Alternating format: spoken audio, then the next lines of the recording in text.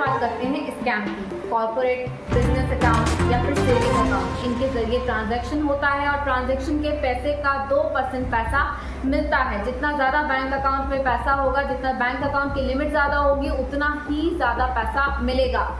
Scammers कुछ खास bank accounts का इस्तेमाल करते हैं, बैंक्स का इस्तेमाल करते हैं, जैसे कि कैनरा बैंक, ICICI बैंक, जाना बैंक, देना बैंक, बंधन बैंक, इसके अलावा एक्सिस बैंक, रीडल बैंक जैसी बैंक्स इनकी मुख्य बैंक्स होती हैं।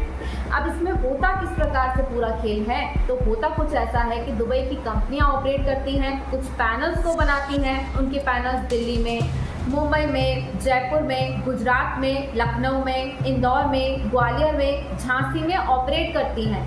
और फिर कुछ ऐसा होता है कि जो बड़ी बड़ी गेमिंग एप्लीकेशंस हैं, उनके लिए ये कंपनियां किराए पर बैंक अकाउंट दे देती हैं, बैंक अकाउंट्स को बेच देती हैं और उनके ज़रिए पूरा ट्रांजैक्शन किया जाता है। और इसमें 1.2% का पूरा जो हिस्सेदारी है वो खाता धारक को मिलती है। सेविंग अकाउंट्स को भी इसी तरह से खरीदा जाता है और इसमें 10 से 20 हज़ार रुपये में ऐसे सेविंग अकाउंट्स मिल जाते हैं। अब जो स्कैमिंग का पूरा पैसा होता है वो इन्हीं बैंक अकाउंट्स में आता है जो या तो खरीदे गए हैं या फिर किराए पर दिए गए हैं। डिजिटल अरेस्ट हो, फ्रॉड हो या फिर दूसरा कोई स्कैम हो, इन्हीं बैंक अकाउंट में पूरा पैसा आता है।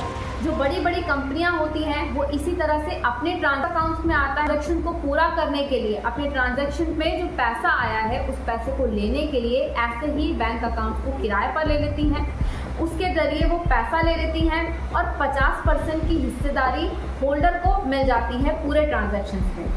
ऑनलाइन जो सट्टा मार्केट है उसमें भी इसी तरह से बैंक अकाउंट्स का इस्तेमाल किया जाता है, जो या तो खरीदे गए हों या फिर किराए पर लिए गए हैं। महादेव बेटिंग ऐप में भी इसी तरह से कंपनियों ने किराए पर बैंक अकाउंट्स ले लिए थे और उनके ज़रिए पूरे पैसे का ट्रांजैक्शन